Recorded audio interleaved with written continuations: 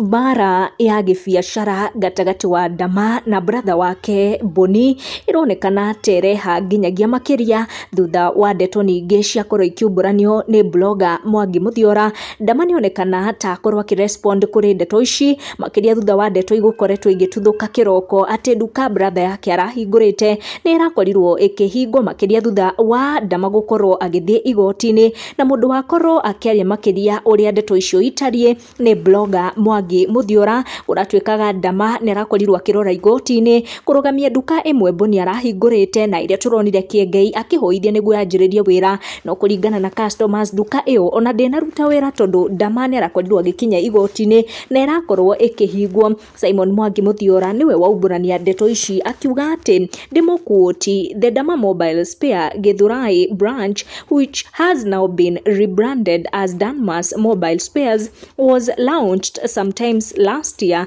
The same man of cloth who graced the occasion last year is the same person you also pretending to open. Athie na mbere na gutariria ati Ndama auma na haki ya guthie igoti-ini gukorwo agithitanga Boni niguo nduka iyo irugamio. Akiuga Boni didn't open a new shop, he simply rebranded his sister's business and put it under the name Ndama's. Mwangi Muthiora agitariria ati ritwa riu Boni arahuthira niguo kuhenereria customers a Ndama Mobile Spares. Akiuga ati Ndama ndari na thina brother yake Boni atereme gibiacara, no Boni ndareka wega hari gukungia customer wara na gukorwo agitumira ritwa riri. Ndeto ici ikionekana ta ciakorwo ikihamakiria thutha wa ndumiriri iria Muthe Kiengei akorwo akirekereria akionania tarageria gucogotha Ndama na miario iria akorwo akirekereria oriri Ndama onake akorwo akiruta statement. Ndama akorwo akiruta statement akionekana ta kuri kaundu arageria kuga kegie nduka eno riu brother yake ahingurite no ria iraki affect biashara yake. Tucamanie in our next video